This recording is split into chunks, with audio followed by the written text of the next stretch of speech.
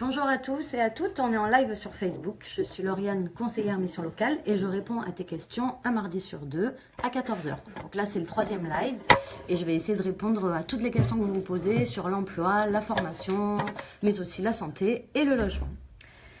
Je vais répéter un petit peu les conditions pour venir à la mission locale. Donc, tu peux venir t'inscrire si tu as entre 16 et 25 ans, que tu es sorti du milieu scolaire et que tu habites sur Avignon ou une des communes que l'on dessert par nos permanences. C'est-à-dire Le Pontet, on est aussi à Sorgues, mais aussi à Vedène, à Bédaride, à Entraigues, à Morières. Et voilà, également dans les quartiers. Donc, je vais rappeler un petit peu les quartiers dans lesquels tu peux venir nous rencontrer. Pour cela, tu nous appelles et on te donnera les jours et les horaires. Donc, on est sur la Rocade. Tu peux venir t'inscrire les lundis, mercredis et vendredis sans rendez-vous, de 8h30 à midi, mais aussi dans les quartiers ouest, à Montclar, à la mairie annexe, dans les quartiers est, quartier sud et Montfavet. N'hésite pas à appeler et on te donnera les horaires exacts. Donc aujourd'hui, je tenais quand même à vous rappeler l'importance de l'inscription à Pôle emploi, qui est devenue obligatoire pour bénéficier d'une formation ou pour candidater sur des offres d'emploi. On a un atelier d'inscription à Pôle emploi, hashtag on a l'atelier, tous les jeudis à 15h30 à la mission locale. Donc tu peux venir avec ton numéro d'identifiant, on t'aidera à créer ton CV en ligne et également à postuler sur des offres. On pourra créer ton espace personnel et diffuser ton CV en ligne afin que les employeurs puissent voir ton CV et éventuellement te recruter. L'importance de créer l'espace en ligne, c'est que ça permet à l'employeur de consulter ton CV sur le site Pôle emploi et recruter plus facilement. On a également un atelier orientation-formation. Si tu te poses des questions sur ton orientation et ta formation et la formation que tu veux faire, là c'est tous les 15 jours, un jeudi sur deux, à 10 h à la mission locale d'Avignon.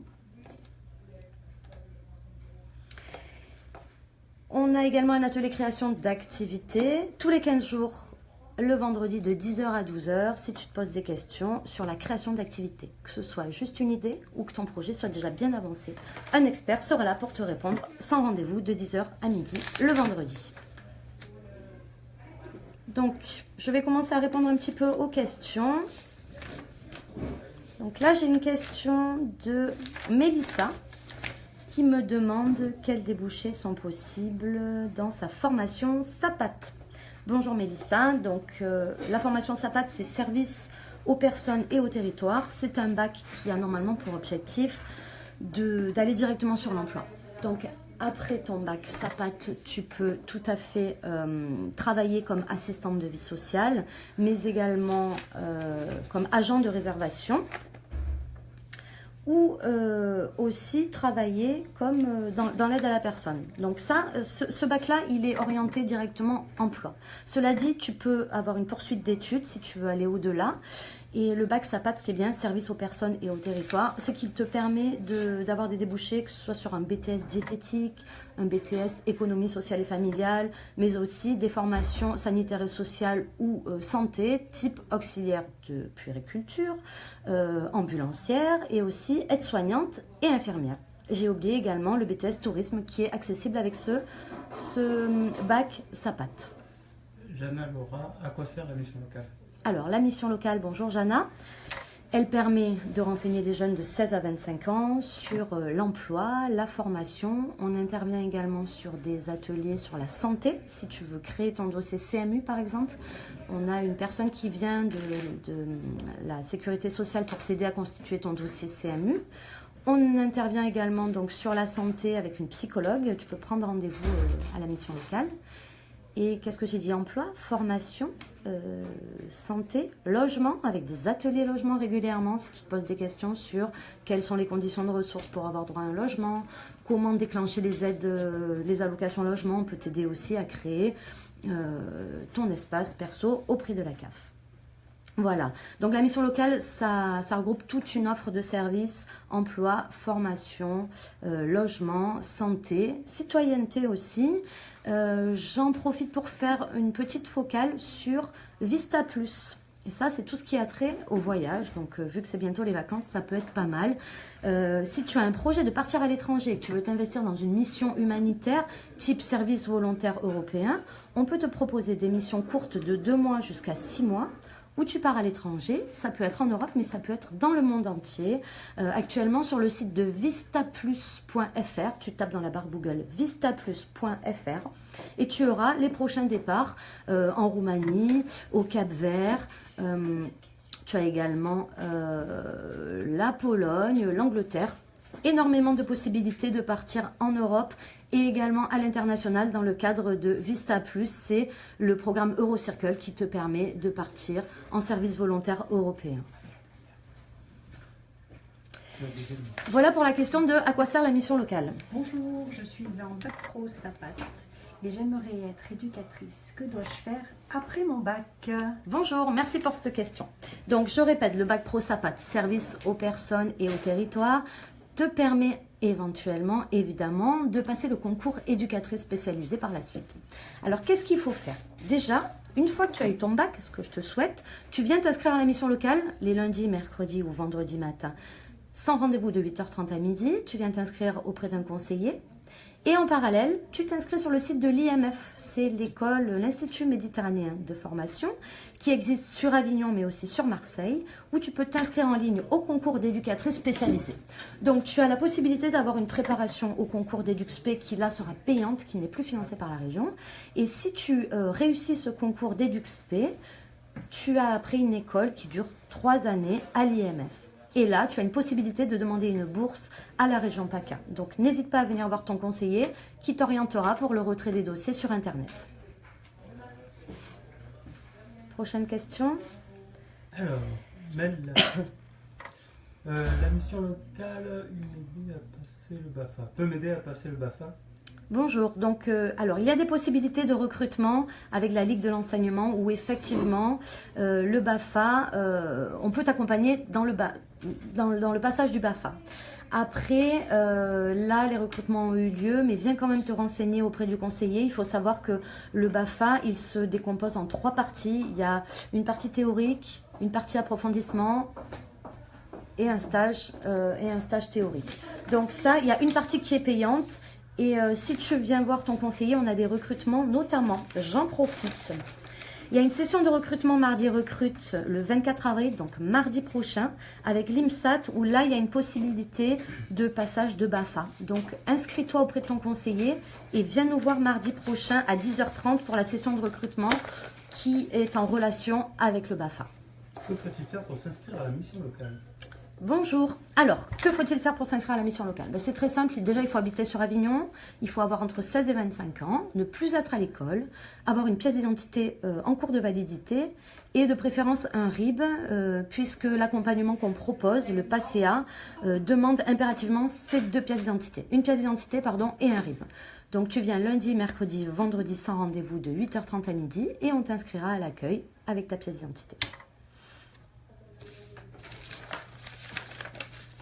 Merci Thierry pour les questions.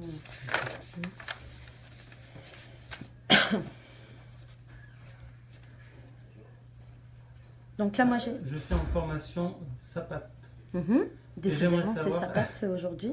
J'aimerais savoir quels sont les débouchés possibles dans ma formation. Alors, les débouchés possibles, comme je l'ai dit tout à l'heure, tu as 3 possibilités d'emploi dès que tu as ton bac. Tu peux devenir agent de réservation. Tu peux travailler également comme assistante de vie sociale dans les collectivités territoriales, mais aussi dans les CCAS. Tu peux également bosser comme donc, agent de réservation, assistante de vie sociale et, excusez-moi, aide familiale. Voilà. Donc ça, c'est les 3 métiers directement où tu peux être employable après ton bac. Par contre, si tu veux poursuivre en études, tu as la possibilité de passer les concours d'EduxP, de moniteur éducateur, mais aussi les concours dans tout ce qui est médical et paramédical, le DE ambulancier, aide-soignante, auxiliaire de puère, infirmière, mais aussi le BTS diététique et conseiller en économie sociale et familiale.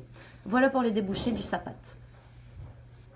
Alors, depuis combien d'années la mission locale existe?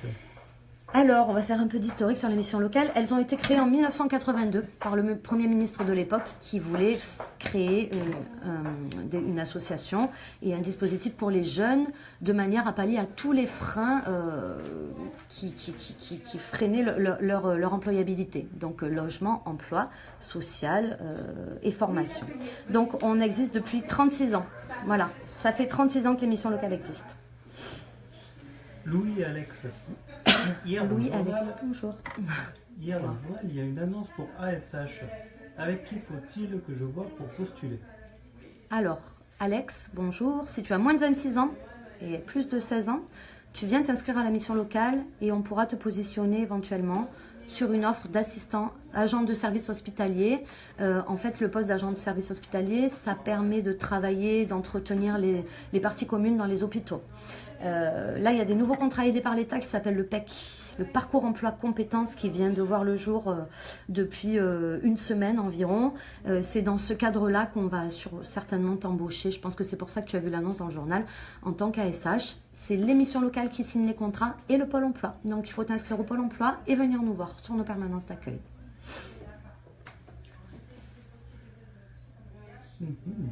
Si je n'obtiens pas mon bac, quels sont les postes possibles pour un jeune sans diplôme?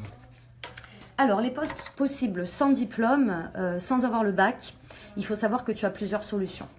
Tu peux, soit tu as un permis de conduire et là on va te positionner en intérimaire pour des postes sans qualification. Tu peux fermer la porte s'il te plaît. Type manutentionnaire, préparateur de commandes, où là il n'y a pas besoin forcément de diplôme, mais avec un permis, bien de la motivation, tu pourras bosser et travailler en saison sur des entreprises type Bigard ou pour faire de la préparation de commandes. Après, si tu n'as pas ton bac, pas de diplôme, on peut te positionner sur des petites formations courtes que l'on appelle les AFC. Ce sont des actions de formation conventionnées payées par le Pôle emploi. Donc il faut t'inscrire au Pôle emploi et là on pourra te positionner sur des CQP. On appelle ça des certifications, des certificats de qualification professionnelle, que ce soit employé libre-service à Auchan ou agent de propreté ou également assistante de vie aux familles. Donc ça, c'est des petites formations courtes qui, même sans diplôme, te permettent au bout de 4 mois ou 3 mois d'avoir un certificat de qualification professionnelle et d'être employable rapidement. Donc il y a toujours une solution. Alors, ça c'était pour la question. Quel âge faut-il avoir pour passer le BAFA? J'avais une question donc de Mélissa. Je reviens sur le BAFA. Il faut avoir 17 ans au premier jour du stage pour le BAFA. Je refais une petite focale là-dessus. Donc je répète, il faut une session il y a trois parties. Une formation générale, un stage pratique et une session d'approfondissement. Il faut avoir 17 ans au premier jour du stage. Voilà pour ta question, Mélissa.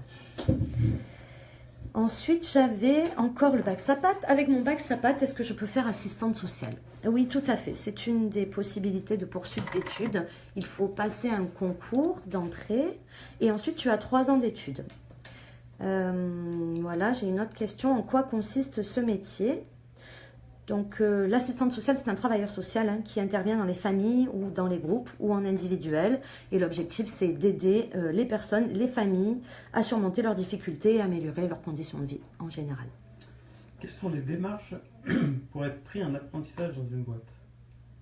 Merci pour cette question. Donc, les démarches pour être prises en apprentissage dans une boîte, déjà, c'est de contacter les CFA. Déjà, venir t'inscrire à la mission locale. On a un service qui s'appelle Réussite Apprentissage. Tous les mardis matins à 9 h, tu peux même téléphoner si tu es déjà inscrit, on te positionnera sur cette réunion. Tu as nos 2 collègues, Samira et Nora, qui expliquent en gros qu'est-ce que c'est l'apprentissage, quelles sont les conditions d'attribution, quel secteur recrute. Donc tu viens faire cette petite réunion et ensuite on t'expliquera toutes les modalités d'inscription auprès des CFA, de recherche d'employeurs, de rémunération et de démarrage du contrat. Cet été, j'ai mis 2 mois de vacances. J'aimerais travailler pour gagner un peu d'argent. La mission locale pourra-t-elle m'aider à trouver du travail malgré que je suis scolarisé? Ok, donc si tu es scolarisé, que tu cherches un petit job d'été, il n'y a pas de souci. Une fois que tu es déscolarisé pendant l'été, on a la possibilité de t'inscrire, nous, pendant nos vacances, pendant les vacances des lycéens. Et moi, je vais peut-être te parler de l'espace Infojeunes, rue Carretterie, où en centre-ville, ils ont pas mal d'offres d'emploi pour les jobs étudiants, pour les jeunes étudiants. mais viens t'inscrire à la mission locale d'Avignon. On aura un atelier qui te permettra de faire ton CV et on te donnera un petit peu les offres en cours, en sachant qu'il y a beaucoup d'entreprises de grande distribution qui proposent des contrats étudiants. Voilà. Donc n'hésite pas à venir t'inscrire à la mission locale. Merci pour ta question. Donc job d'été, ça existe. Espace compétences, rue Carré-Atry et viens t'inscrire à la mission locale une fois que tu es déscolarisé.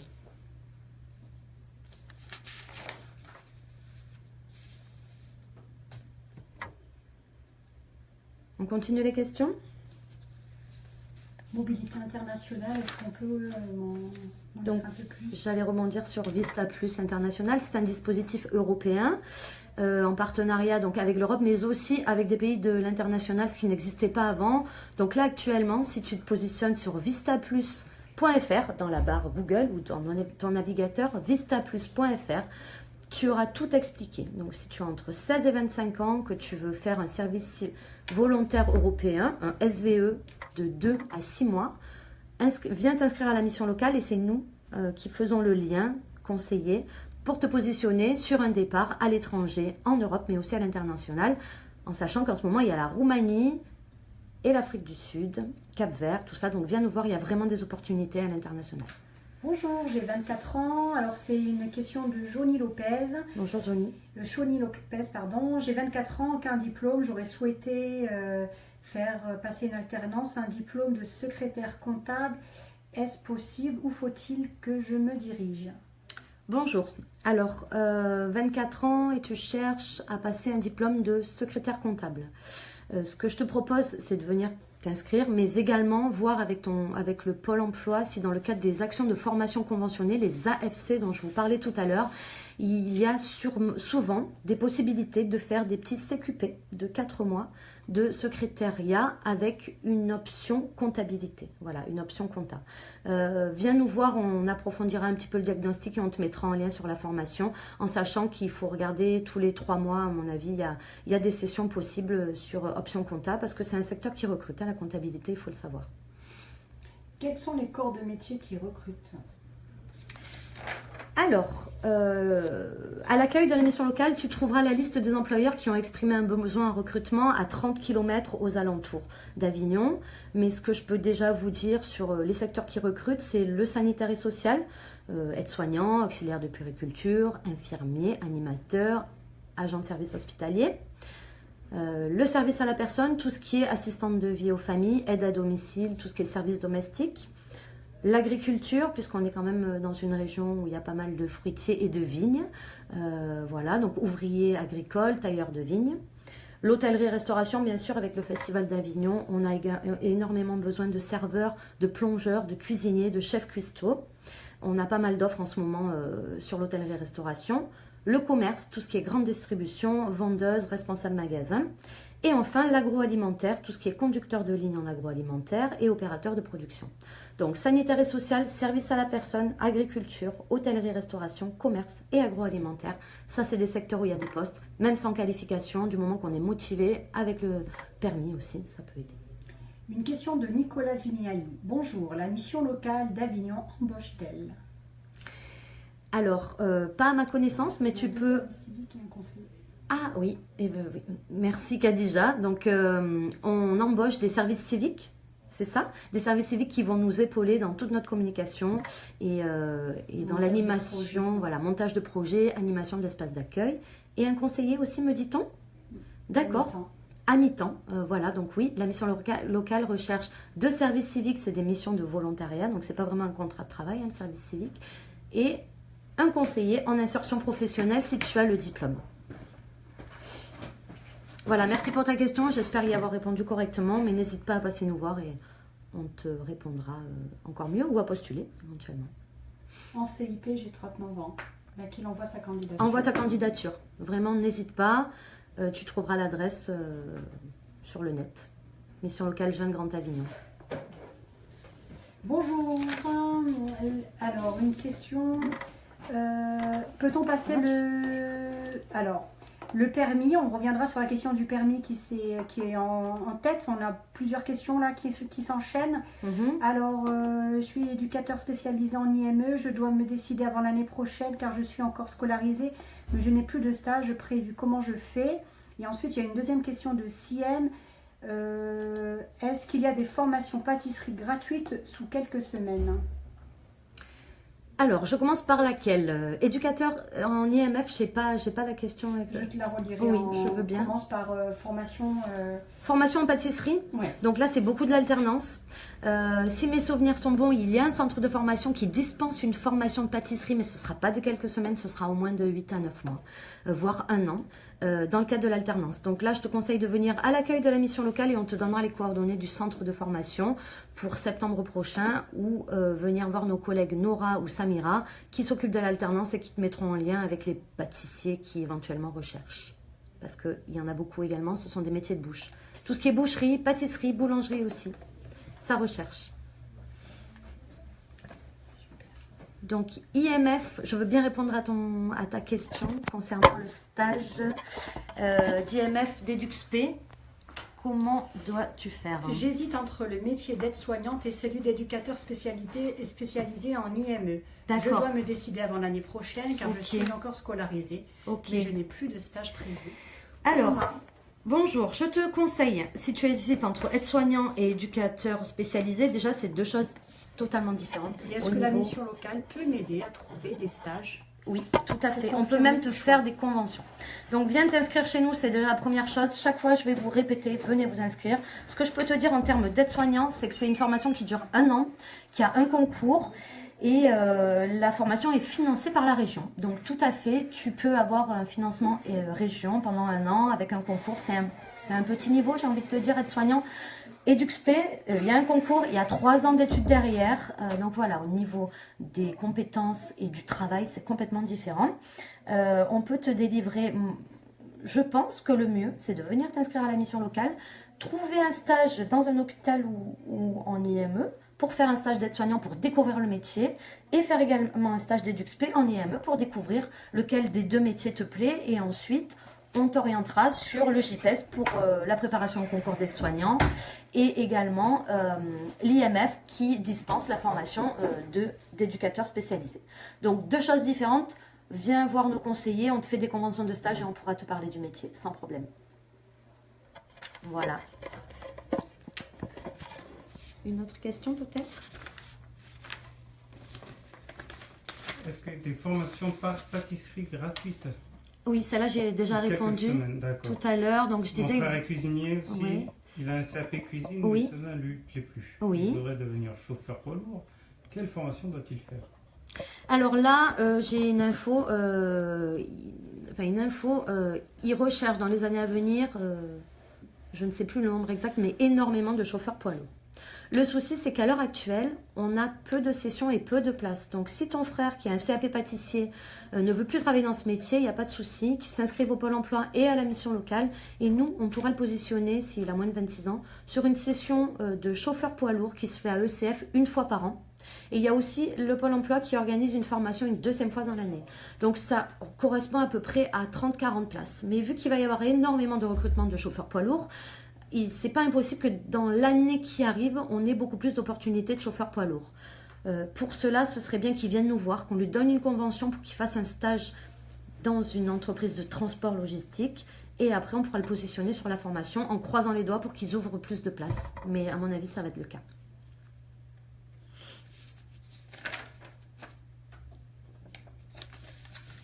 C'est bon? Plus de questions?